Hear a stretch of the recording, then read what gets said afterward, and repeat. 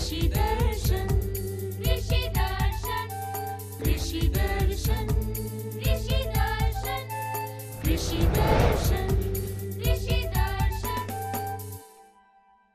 नमस्कार, कृषि दर्शन कार्यक्रम में तमाम किसान भाइयों का स्वागत है। जी हाँ, झुमकी बहन का जोहार। और साथ ही साथ गंदरू भाई की तरफ से भी किसान भाइयों को नमस्कार। हाँ, तो क्या कहेंगे आप अपने किसान भाई बहनों को समाचार की ओर ले जाएं? बिल्कुल, तो किसान भाइयों आइए कार्यक्रम की शुरुआत करते हैं कृषि समाचार से। नमस्कार, कृषि समाचार में आपका स्वागत है। मैं हूं पूनम। आइए देखते हैं आज कृषि समाचार में क्या है खास। किसान ड्रिप इरिगेशन के लिए उठा सकते हैं सूक्ष्म सिंचाई योजना से लाभ। नाबार्ड की ओर से स्टेट क्रेडिट सेमिनार का आयोजन। अब समाचार विस्तार से। राज्य के किसानों को टपक सिंचाई विधि यानी ड्रिप इरिगेशन की सुविधा उपलब्ध कराने के लिए सूक्ष्म सिंचाई योजना चलाई जा रही है। इसके लिए सरकार द्वारा किसानों को 90% अनुदान उपलब्ध कराया जाता है। टपकन विधि से जो हमारे उत्पाद आते हैं फसलों की, उसमें गुणवत्ता भी अच्छी रहती है, उसकी पौष्टिकता भी अच्छी रहती है। आपको एक आकार के, आपको उस पर ग्रेडिंग की आवश्यकता नहीं पड़ेगी, एक आकार के फल आते हैं। इस तरह से किसान भाइयों, आप टपकन विधि को आप जरूर अपनाएं, ताकि टपकन विधि से आप जो अभी सरकार की इतनी बड़ी आपको इसमें स्कीम है और जो सब्सिडी दी जा रही है, उसका आप जरूर उसका सदुपयोग करें और आप खुशहाल बनें। बीते दिनों नाबार्ड की ओर से रांची में स्टेट क्रेडिट सेमिनार का आयोजन किया गया। राज्य के विकास आयुक्त सुधीर प्रसाद, नाबार्ड के मुख्य महाप्रबंधक के.सी. पंडा सहित उपस्थित अतिथियों ने दीप प्रज्वलित कर कार्यक्रम का उद्घाटन किया। इस अवसर पर विषय पर आधारित एक पुस्तक का भी विमोचन किया गया। सेमिनार के उद्देश्य को स्पष्ट करते हुए नाबार्ड के उप महाप्रबंधक ने कहा, हमारा प्रदेश अगर आप देखेंगे कृषि जो ऋण है, जो एग्रीकल्चर लोन है, एग्रीकल्चर लोन में हम बहुत पीछे चल रहे हैं। अगर आप टोटल क्रॉप एरिया देखेंगे तो around 1450 lakh hectare in India and we have got 1.85% of that crop area.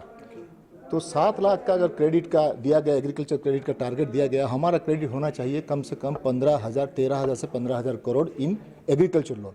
But हम लोग अभी तक 2,500 करोड़ में है। तो हमको बुलेट ट्रेन पकड़ना है, कितना जोर से हम जाएंगे। इसीलिए this is the ambitious plan हम लोग देने जा रहे हैं झारखंड को। ये इतना करोड़ का हमको लोन देना है। किसान भाई, अगर आप गर्मा फसलों की खेती करने जा रहे हैं तो ट्राइकोडर्मा का इस्तेमाल करें। इससे फसल को मृदा जनित बीमारी नहीं होगी और पौधों का बढ़वार भी तेजी से होगा।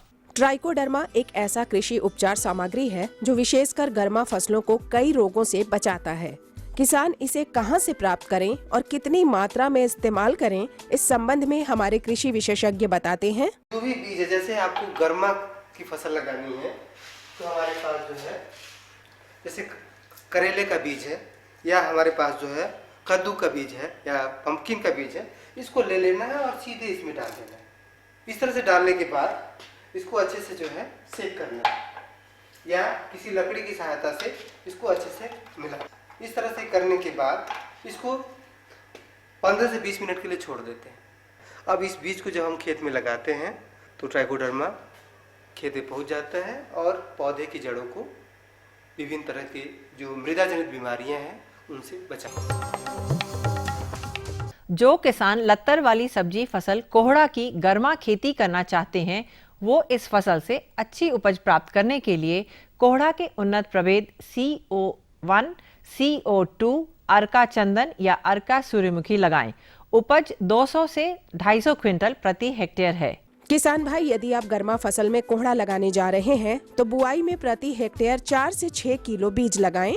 प्रति थाला 4 या 5 पुष्ट बीज सीधे बोएं और पौधों के बीच 2.5 से 3 मीटर की दूरी जरूर रखें। इन बातों को ध्यान में रखते हुए कोहड़ा के उन्नत प्रभेद CO1, CO2, अर्का चंदन या अर्का सूर्यमुखी लगाएं।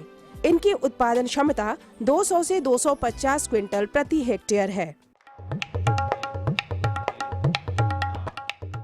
पेग हो एक ऐसा कृषि उपकरण है जिसकी सहायता से किसान टांड खेत में फसल की निकौनी करने का काम कर सकते हैं। इसकी कार्यक्षमता 18 से 20 डेसिबल प्रतिदिन है। और अब एक नजर राज्य के 5 प्रमुख शहरों के मौसम के मिजाज पर।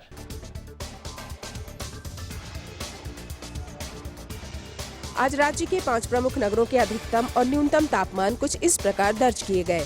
रांची का अधिकतम तापमान 26 डिग्री सेल्सियस और न्यूनतम 13 डिग्री सेल्सियस रहा।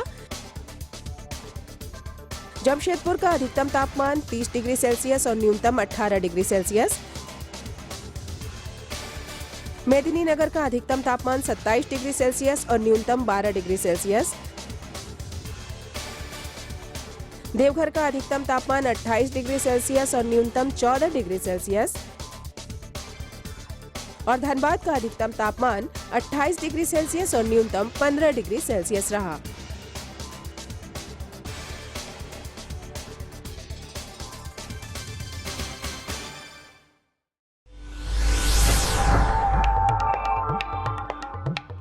और अब मंडी भाव में आइए नजर डालते हैं अनाजों के भाव पर। आज कृषि उत्पाद बाजार समिति पंडरा रांची में विभिन्न खाद्यान्नों के थोक भाव कुछ इस प्रकार दर्ज किए गए। चावल मोटा 1900 रुपए से 2000 रुपए, चावल मध्यम 2300 रुपए से 2400 रुपए, चावल उत्तम 3400 रुपए से 3600 रुपए, गेहूं 1700 रुपए से 1800 रुपए, चना 3300 रुपए से 3400 रुपए, दाल अरहर 5500 रुपए से 6400 रुपए, दाल मसूर 4600 रुपए से 5200 रुपए, दाल चना 3800 रुपए से 3900 रुपए, सरसों तेल 8850 रुपए से 9200 रुपए, चीनी 3050 रुपए से 3150 रुपए, आलू 750 रुपए से 800 रुपए और प्याज 900 रुपए से 1000 रुपए प्रति क्विंटल रहा।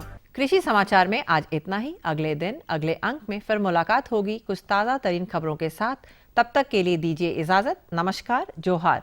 कृषि समाचार के अंतर्गत आपने जानकारी ली मंडी की भाव के बारे में, मौसम के मिजाज के बारे में और तरह तरह की खेती बाड़ी के बारे में। लेकिन हमारे मिजाज के बारे में जानेंगे एक छोटे से विराम के बाद। हाँ, गर्मी आ गई है, मुझे पता है। तो इस विराम के बाद हम पुनः हाजिर होते हैं किसान भाइयों। आप बने रहिए हमारे साथ। जी हाँ। ये लो और बताओ। बस। अरे ये क्या भैया जी, बस इतनी सी रासायनिक खाद? किसानी छोड़ रहे हो क्या? किसानी नहीं, नादानी छोड़ रहे हैं। मिट्टी की जांच कराई है।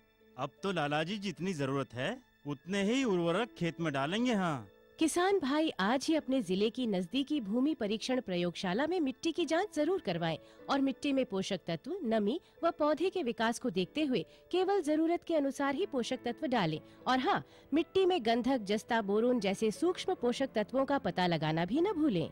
उर्वरक और जैविक खाद के सही उपयोग से भूमि का उपजाऊपन बनाए रखें, उत्पादकता बढ़ाएं, खर्चा घटाएं और बहुमूल्य विदेशी मुद्रा बचाने में भी सहयोग दें। और हाँ, धीमी गति से नाइट्रोजन उपलब्ध कराने वाले उर्वरकों जैसे नीम लेपित यूरिया को प्राथमिकता दें और यूरिया का पत्तों पर छिड़काव करें। अरे वाह, तू तो सचमुच समझदार हो गया रे। अधिक जानकारी के लिए संपर्क करें जिला कृषि अधिकारी या किसान कॉल सेंटर। खुशबू की फुहार में, स्वाद की बहार में, तरक्की की तानों में, खिलती मुस्कानों में, हरे भरे पौधों में, बड़े बड़े सौदों में, मधुर भिनभिनाहट में, खुशियों की आहट में। NHM बागवानी मिशन,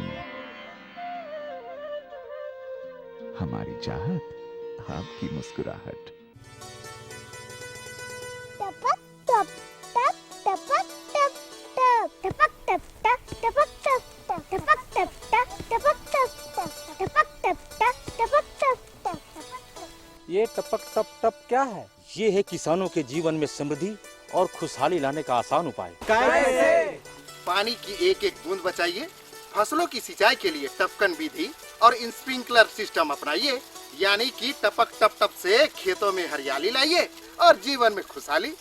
टपक टप टप? हाँ भाई हाँ, ये है सूक्ष्म सिंचाई पद्धति। इसमें 50% तक पानी के साथ साथ उर्वरकों की बचत होती है। वाह भाई, ये तो कमाल हो गया। एक कमाल और, वो क्या? इसके लिए सरकार द्वारा अनुदान भी मुहैया कराया जा रहा है, साथ में ऋण की सुविधा भी उपलब्ध है।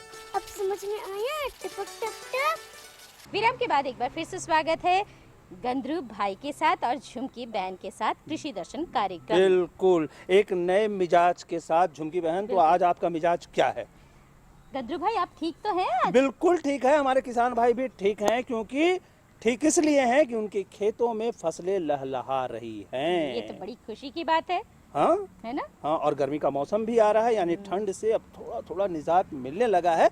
लेकिन आज हम जानकारी क्या देने जा रहे हैं किसान हम भाइयों को? सबसे पहले अपने किसान भाई बहनों को लिए चलते हैं जयपाल सिंह चौधरी जी के पास और जानकारी का पिटारा खुलवा देते हैं, इससे पहले कि आप कुछ बोले। तो चलिए किसान भाइयों, आज हम आपको जानकारी दिलवाने जा रहे हैं सब्जियों के बारे में, यानी सब्जी की खेती के बारे में। उसमें लगने वाले रोग और उससे कैसे हम बचाव कर सकते हैं, कीट का प्रबंधन कैसे हो सकता है, इन तमाम बातों पर हम आपको जानकारी उपलब्ध करा रहे हैं। बिल्कुल, फटाफट जानकारी ले लीजिए। किसान भाइयों, सब्जियों में समेकित कीट प्रबंधन कैसे करें, इस विषय पर चर्चा के लिए आज हमारे बीच हैं अनुसंधान केंद्र प्लांडो के वैज्ञानिक डॉक्टर जयपाल सिंह चौधरी। डॉक्टर साहब, किसान भाइयों को सबसे पहले बताएं कि समेकित कीट प्रबंधन है क्या? क्योंकि समेकित कीट प्रबंधन, जब हम कीट को नियंत्रण के बारे में, उसकी रोकथाम के बारे में सोचते हैं तो हमारे पास एक ही ऑप्शन रहता है, वो है कि जो भी कीट है उसको हम रासायनिक कीटनाशक का छिड़काव करके और उसको नष्ट कर दें। हर एक किसान यही चाहता है। तो जो आपका आज का विषय है समेकित कीट प्रबंधन, तो इसमें किसान भाइयों को मैं इस तरह ध्यान दिलाना चाहता हूँ कि समेकित कीट प्रबंधन में जो सारी विधियाँ हैं, जो रासायनिक कीट प्रबंधन हम लास्ट ऑप्शन रखेंगे, जिसमें सारी विधियां हैं, जैसे आपकी यांत्रिक विधियां हो गई हैं, जैविक नियंत्रण के लिए जितने भी अपने मित्र कीट हैं वो हो गए हैं, कुछ ऐसे कीटनाशक, इसमें ऐसे नहीं है कि आप कीटनाशक का प्रयोग नहीं करेंगे, उन ऐसे कीटनाशक जो कीटों के लिए तो उतने ही इफेक्टिव हैं, लेकिन उतने हमारे पर्यावरण के लिए और उसके साथ साथ जो किसान की जो इनकम है, आमदनी है, उसको इतना स्तर तक बनाए रखें कि इसका प्रयोग करने के बाद में उसको जो आमदनी है वो उसकी बनी रहे। समेकित कीट प्रबंधन अगर किसान भाई करते हैं तो किन किन बातों पर जो है विशेष जानकारी दें? देखिए, आपने जैसे बात किया कि समेकित कीट प्रबंधन, समेकित कीट प्रबंधन जब ही आपका पॉसिबल है, जब ही आपका संभव है, जब आपको किसान भाइयों को पूरे जीवन उसका जो कीट है उसका पूरा जीवन चक्र का पता है कि जो कीट होता है, वो पतंगे होते हैं, वो कहाँ पे उसका जो अंडा दे रहा है, किसान भाइयों को पता होना चाहिए कि अंडा दे रहा है तो कैसे देता है। कि जैसे आपका बैंगन का कीट है, एक उदाहरण देना चाहूँगा कि बैंगन का कीट पत्तियों पे अंडे देता है और किसान भाई इसके बारे में बहुत कम जानकारी रखते हैं। इस अंडे से जो पिल्लू निकलता है कुछ दिन के लिए बाहर रहता है, फिर उसके अंदर चला जाता है। तो किसान भाइयों को पता है कि जब तक बाहर रहेगा तब तक हमारा कीटनाशक जितना भी है अच्छे से प्रयोग होगा, लेकिन अंदर जाने के बाद में उस पर इतना असरदार नहीं रहेगा। तो ऐसा क्या करें किसान भाई कि जो कीट जो अंडा दिया है, अंडे से पिल्लू ना निकले, अगर पिल्लू निकल गया तो कीट के अंदर, फल के अंदर नहीं जाए, इसके बाद में सुसुप्त अवस्था में चला जाता है और सुसुप्त अवस्था में बाद में जाने के बाद में उसमें फिर से वापस पतंगे बनते हैं, जो तितलियां बनती हैं। तो पूरा जीवन चक्र जो अगर किसान भाइयों को पता है और जितना भी जो कीट प्रबंधन में पता है, अगर इस किस स्टेज पे, किस अवस्था पे कीट को कौन सा कीड़ा खाता है, जैसे काफ़ी बीमारियां हैं जो कीटों में लगती हैं, काफ़ी ऐसे सूक्ष्म जीव हैं जो कीटों को ऊपर आक्रमण करते हैं, काफ़ी ऐसे कीट हैं जो कीट के ऊपर खाते हैं। इन सब का बात अगर किसान भाइयों को पता है, अगर उसके साथ साथ में उसकी प्रकृति का पता है कि किस कीट, जो कौन सा कीट है, किस रंग की तरफ जा रहा है, किस प्रकाश की तरफ जा रहा है, ये सब बातें अगर किसानों को पता है तो समेकित कीट प्रबंधन आराम से कर सकता है। डॉक्टर साहब, ये बताएं कि समेकित कीट प्रबंधन में कौन कौन सी विधियां हैं जिसका किसान भाई प्रयोग करें? जैसे आप बोल रहे हैं कि कौन कौन सी विधियां हैं, जैसे फिजिबल विधियां मैं बात करूंगा कि जो किसान भाई प्रयोग कर सकते हैं। किसान भाई, जैसे मैं बात कर रहा था कि काफ़ी कीटे हैं जिनकी चॉइस होती है कि किस कलर पे जाएंगे। अगर काफ़ी कीट जो हमारी लाई होती है और भी काफ़ी छोटे छोटे कीट होते हैं जो सफ़ेद, जो पीला रंग है उसकी तरफ आकर्षित होते हैं। अगर हम पीले रंग की किसी भी कलर का पीले रंग का जो पृष्ठ है उसके ऊपर अगर हम कुछ इस ग्रीस लगा दें या कुछ येलो, जिसके ऊपर येलो कलर पे अगर ग्रीस लगा रहे हैं या कुछ अलसी का तेल लगा दे रहे हैं तो उस पर कीट आएंगे और फंस जाएंगे। उन कीटों के लिए वो काफ़ी लाभदायक है। अगर काफ़ी कीट होते हैं जो ब्लैक कलर पे जाते हैं, जैसे हमारा थ्रिप्स है वो ब्लैक कलर पे जाता है, अगर नीचे मल्च लगा रहे हैं उसका कलर सिल्वरी ब्लैक कलर का होता है तो थ्रिप्स अपने आप वहाँ से रिपेल होंगे। तो जैसे मल्च लगा रहे हैं उसमें ये छोटे से ध्यान रख करके हमारा कीट प्रबंधन में एक बहुत बड़ा अहम रोल प्ले कर सकता है। इसके साथ में कुछ कीट होते हैं जिनको कुछ रसायन छोड़ते हैं जिसकी तरफ मादा अपने नर को आकर्षित करती है। अगर मादा नर को आकर्षित कर रही है तो ऐसे कुछ ट्रैप्स हैं जिनकी तरफ नर आके फंसते हैं। जो बैंगन का कीट है, फल मक्खियाँ हैं उनके लिए काफ़ी कारगर साबित होती हैं, जो नर को फंसाने में सहायक होती हैं। तो फेरामोन ट्रैप्स का किसान प्रयोग कर सकते हैं। इसके साथ में कुछ कीट ऐसे हैं जो अपना पिल्लू है उसके जहाँ अंडा अवस्था रहती है उसमें अंडे दे देते हैं। जो ट्राइकोग्रामा है, अगर ट्राइकोकार्ड्स बैंगन में, मटर में और इसमें टमाटर में, चने में, इनमें प्रयोग करेंगे, जिनका 50,000 से 1 लाख अंडे हैं, वो ट्राइकोकार्ड्स ला करके खेत में लगाएंगे तो उससे अपना वो कीट वहाँ पे प्रबंधन हो जाएगा। इसके साथ साथ में कुछ ऐसे कवक हैं जो उस पर रोग पैदा करते हैं, जैसे आपका न्यूमेरिया हो गया है, मिटारजियम का पाउडर हो गया है, वर्टिसिलियम का पाउडर हो गया है, जो मार्केट में मिलते हैं वर्टिलैक के नाम से।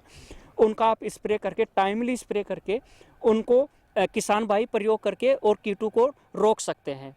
अगर पहले स्टेज में ऐसे कीटनाशक जो हमारे घरेलू जैसे तरीकों से बने हुए हैं, नीम के बीज का कीटनाशक बना करके हम उसका छिड़काव कर देते हैं।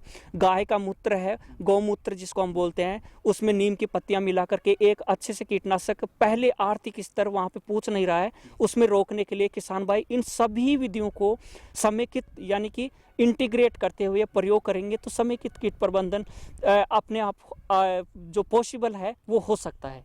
और इसके अलावा कोई और रासायनिक खाद मतलब कीट ये का प्रयोग करके भी किसान भाई से, जैसे मैंने बताया कि समेकित कीट प्रबंधन, समेकित कीट प्रबंधन में रासायनिक कीटनाशक भी, हम ऐसे नहीं बोल रहा हूँ कि आप उसका प्रयोग नहीं करेंगे, लेकिन समेकित कीट प्रबंधन में रासायनिक कीटनाशक प्रयोग करते समय कुछ बातों की सावधानी रखनी चाहिए। ऐसे कीटनाशक का प्रयोग करना चाहिए जो कीटों के लिए तो काफ़ी इफेक्टिव रहते हैं, जो मार्केट में हमें मिलते हैं, और जबकि हमारे लिए कम नुकसानदायक होते हैं और किसान को ज़्यादा इनकम जो आमदनी होती है वो ज़्यादा से ज़्यादा होती है। अब किसान भाई ये जानना चाहेंगे कि वो हम रासायनिक जो कीटनाशक है उसका प्रयोग करते समय कैसे उसका चुनाव करें कि ये हमारे लिए लाभदायक है और कीटों के लिए हानिकारक है, कीटों के लिए अच्छे से नियंत्रण कर रहा है। तो किसान भाई उसमें जब भी देखेंगे जो ट्रायंगुलर है, जो ट्रायंगुलर में उसमें कलर होता है, अलग अलग रंग का अलग अलग रंग्स होते हैं। ये रंग आपको लाल, पीला, नीला और हरा, इसमें जो हरा है वो सबसे अच्छा इंसेक्टिसाइड होता है कीटनाशकों के अगेंस्ट में, लेकिन हमारे लिए उतना ही कम हानिकारक होता है।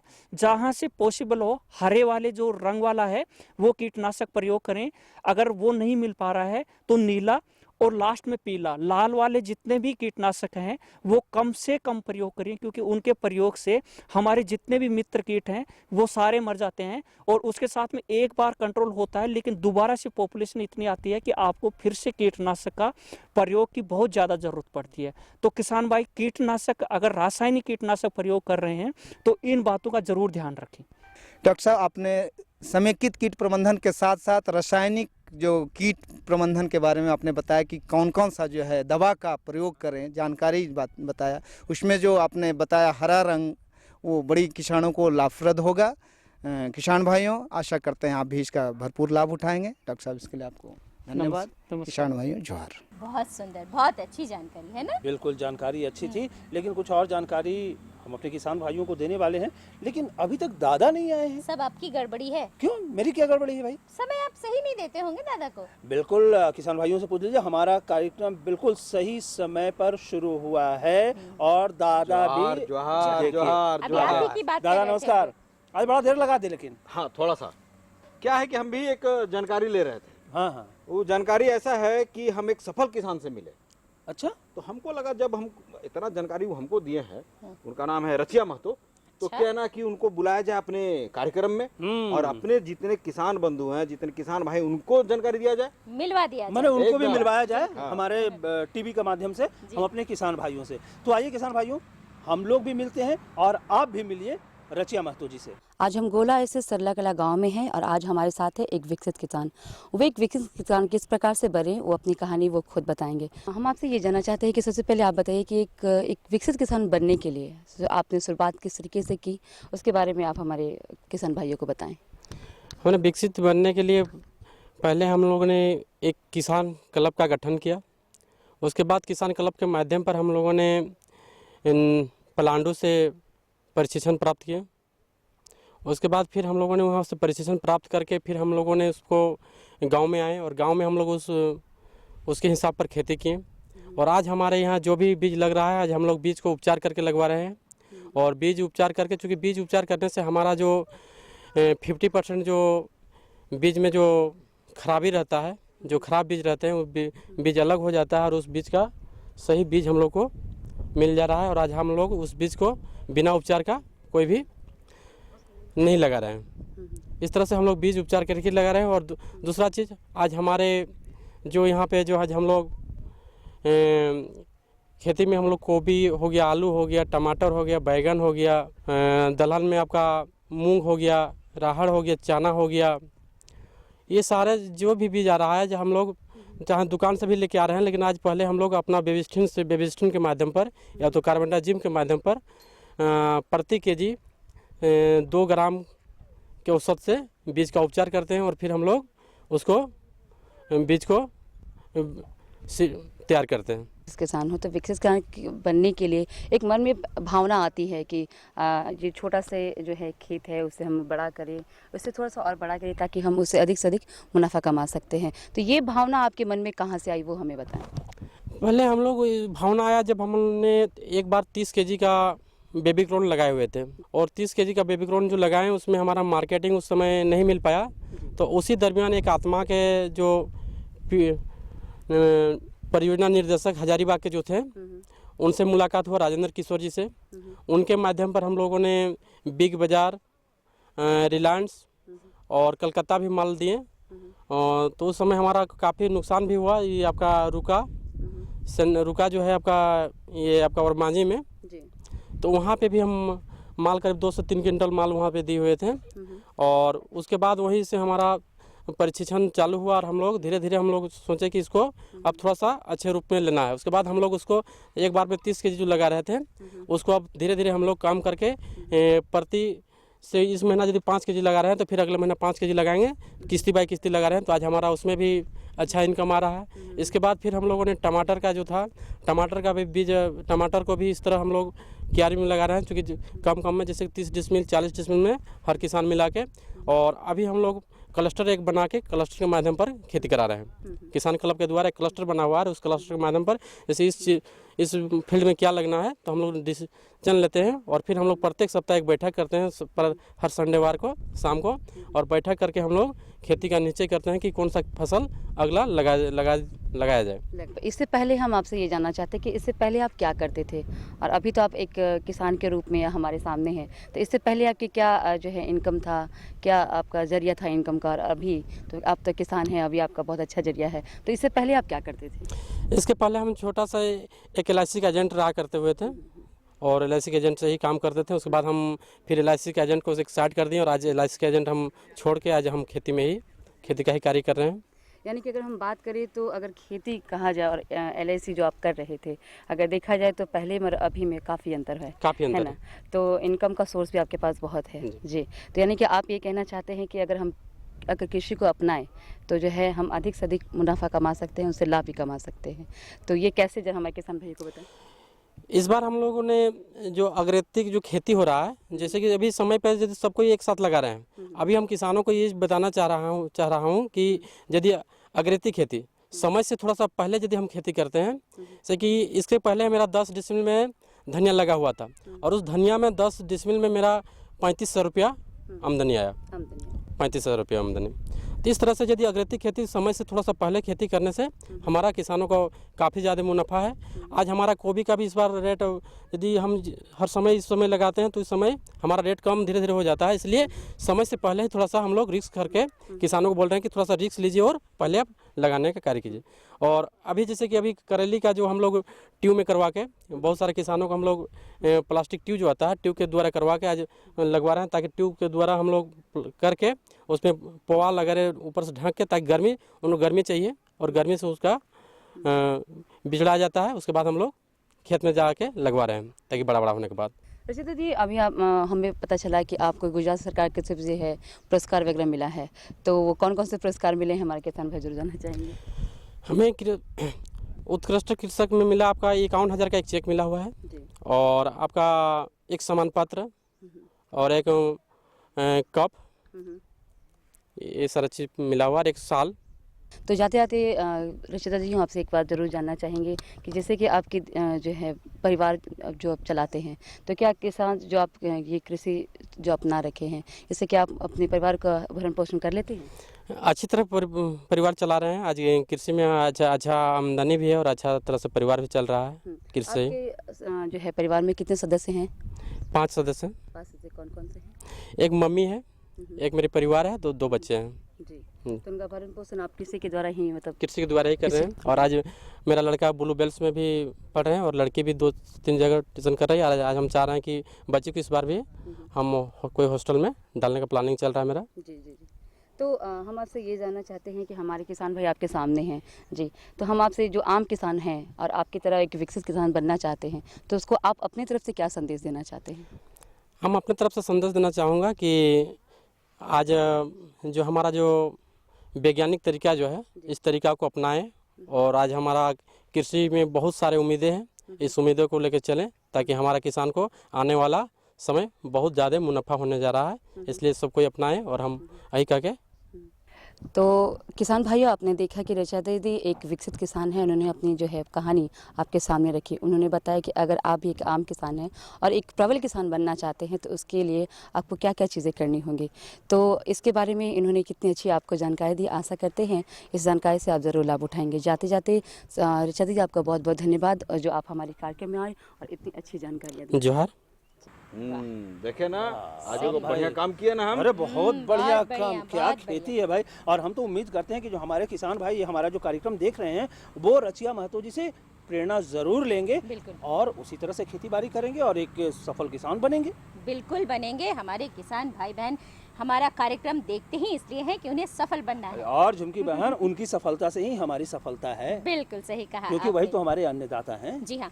तो अब वक्त हो चला है एक और जानकारी का, और वो जानकारी दे रहे हैं IMD पुणे से प्राप्त। भारतीय मौसम विभाग पुणे से प्राप्त आज का मौसम पूर्वानुमान इस प्रकार है। आकाश में हल्के बादल रहेंगे। हवा उत्तर दिशा से पूर्व की ओर 6 किलोमीटर प्रति घंटा की रफ्तार से चलेगी। आज का अधिकतम तापमान 27 डिग्री सेल्सियस और न्यूनतम तापमान 14 डिग्री सेल्सियस रहने की संभावना है। अब मौसम पूर्वानुमान पर आधारित कृषि सलाह। अगर गेहूं फसल में अनावृत कंड रोग लग जाए तो किसान तुरंत फफूंदी नाशक दवा रैक्सिल 1.5 मिलीलीटर प्रति लीटर पानी की दर से घोल बनाकर फसल पर छिड़काव करें। गर्मा मूंग की खेती के लिए किसान उन्नत किस्म SML 668 की बुआई 12 किलोग्राम प्रति एकड़ की दर से करें। कम लतरने वाली सब्जी फसल में 1.5 से 2 मीटर और अधिक लतरने वाली सब्जी फसल में पौधों के बीच 2.5 से 3 मीटर की दूरी रखें।